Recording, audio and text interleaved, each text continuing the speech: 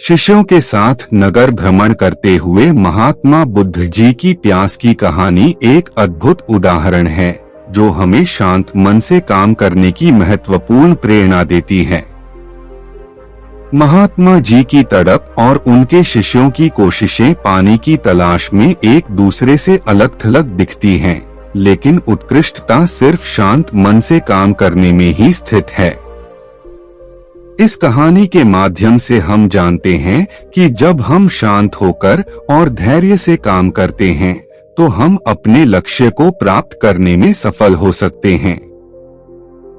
एक बार की बात है, महात्मा बुद्ध जी अपने शिष्यों के साथ नगर भ्रमण पर निकले हुए थे। जब वह लोग काफी दूर चलकर आ गए और गर्मी भी बहुत हो रही थी, गर्मी के कारण महात्मा जी को बहुत जोर से प्यास लगने लगी। तब महात्मा जी ने अपने एक शिष्य से बोले, वत्स, हमें बहुत तेज प्यास लग रही है, क्या तुम हमारे लिए पानी ला सकते हो? तभी शिष्य बोला, क्यों नहीं गुरु जी, आप वहाँ पेड़ के नीचे थोड़ा विश्राम कर ले, मैं अभी आपके लिए पानी लेकर आता हूँ। यह कहकर वह शिष्य पानी की खोज इधर उधर करने लगा, लेकिन उसे आसपास कहीं भी पानी का स्रोत नहीं दिखा। कुछ दूरी पर उसे एक पानी का स्रोत दिखा। वह जैसे ही उस जलाशय से पानी लेने के लिए गया, तब ही उसने देखा कि वहाँ कई लोग उस जलाशय में कपड़े धो रहे थे, कुछ स्नान कर रहे थे। और फिर उसने देखा कि एक बैलगाड़ी सवार उस जलाशय को पार कर गया, जिससे कि जलाशय का पानी बहुत ही गंदा हो गया, क्योंकि उससे जलाशय की कीचड़ पानी में घुल गई और पानी मैला हो गया। तब उसने सोचा कि इतना गंदा पानी में गुरुजी के लिए कैसे ले जाऊं, इससे तो अच्छा है कि मैं खाली हाथ ही चला जाऊं। फिर उसने मन में सोचा कि गुरुजी पूछेंगे तो मैं क्या बोलूंगा। तब उसने कहा कि गुरुजी पूछेंगे तो कह दूंगा कि गुरुजी, यहाँ तो दूर दूर तक कहीं भी कोई पानी का स्रोत नहीं है।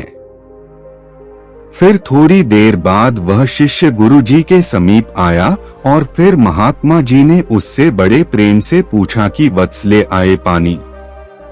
तब उस शिष्य ने उत्तर में कहा कि गुरुजी, मुझे क्षमा करे, मैं पानी की तलाश में बहुत दूर तक गया, लेकिन मुझे पानी कहीं भी नहीं मिला। महात्मा जी बोले कि कोई बात नहीं वत्स, तुम थक गए होंगे, थोड़ा विश्राम कर लो, लेकिन गर्मी भी बहुत थी। फिर महात्मा जी प्यास से व्याकुल होने लगे। तब उनके दूसरे शिष्य ने कहा कि गुरुजी, मैं आपके लिए पानी लेकर आता हूँ। गुरुजी ने कहा, ठीक है। शिष्य बोला कि गुरुजी, तब तक आप उस पेड़ के नीचे थोड़ा विश्राम कर ले। यह कहकर वह शिष्य पानी की खोज में निकल पड़ा। काफी देर पानी की खोज के बाद उसे वही जलाशय दिखा जहां पहला शिष्य पानी की खोज में गया था। तब उसने भी वही सब देखा जो कि पहले शिष्य ने देखा था, कि लोग वहां कपड़े धो रहे थे, नहा रहे थे, जिससे कि पानी काफी मैला हो गया था।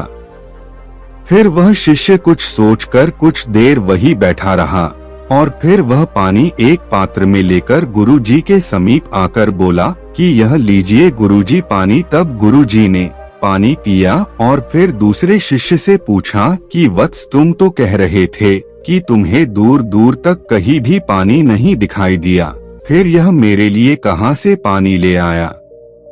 तब शिष्य ने उत्तर में कहा कि गुरुजी, मुझे एक जलाशय मिला था, लेकिन वहाँ का पानी बहुत ही गंदा था, वह गंदा पानी में आपके लिए कैसे लाता?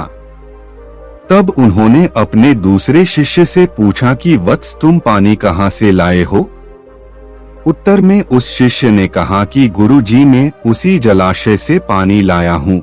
तब महात्मा जी बोले कि यह पानी तो गंदा नहीं है, अगर तुम उसी जलाशय से पानी लाए हो। तब उत्तर में उस शिष्य ने कहा कि हाँ गुरुजी, क्योंकि जब सब वहाँ से कपड़े धोकर और स्नान करके चले गए, तब मैंने पानी की गंदगी नीचे बैठ जाने का इंतजार किया और जब पानी साफ हो गया तब मैं पानी लेकर आ गया। तब महात्मा जी बोले कि शाबाश वत्स, अगर कोई भी काम शांत होकर किया जाता है तो वह काम जरूर ही सफल होता है। तो दोस्तों, हमें इस कहानी से यह प्रेरणा मिलती है कि कोई भी काम शांत मन से किया जाए तो हमें उस कार्य में जरूर सफलता मिलती है। इस कहानी से हमें यह सीख मिलती है कि कोई भी काम शांत मन से किया जाए तो सफलता अवश्य मिलती है। महात्मा बुद्ध जी के शिष्यों ने अपनी धैर्य और संयम से गंदे पानी को साफ करके गुरुजी को प्यास बुझाने का काम किया। यह कहानी हमें यह बताती है कि सफलता पाने के लिए हमें संयम, धैर्य और सहनशीलता की आवश्यकता होती है। हमारे कर्मों को शांत मन से और पूरी संवेदनशीलता के साथ करने से हम सफलता की ऊंचाई प्राप्त कर सकते हैं। दोस्तों, आपको यह कहानी कैसी लगी? आप इससे क्या सीखा? नीचे कमेंट बॉक्स में हमें बताएं और अपने दोस्तों से इसे अवश्य शेयर करें ताकि अधिक लोग गौतम बुद्ध की सभी कहानियां सुन सकें। मिलते हैं अगली कहानी में, तब तक के लिए अपना ख्याल रखिएगा। धन्यवाद। नमो बुद्धाय।